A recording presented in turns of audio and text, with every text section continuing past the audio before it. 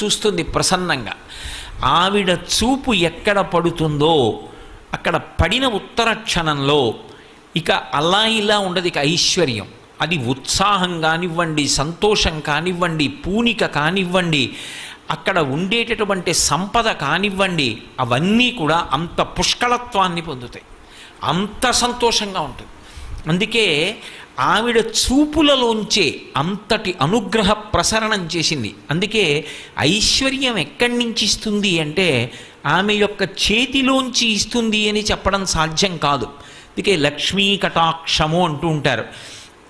ఆవిడ చూపు పడితే చాలు, ఒక్కసారి అలా ప్రసన్నంగా చూసిందా ఇక అక్కడ ఎంత ఐశ్వర్యం ఏర్పడుతుంది అనేటటువంటి దాని గురించి చెప్పడం ఎవరికీ సాధ్యం కాదు. అయితే మీరు ఒక్క విషయం జ్ఞాపకం పెట్టుకోవాలి, నేను ఐశ్వర్యము ఐశ్వర్యము ఐశ్వర్యము అన్న మాట వాడుతున్నప్పుడు కేవలము నేను సంపద గురించి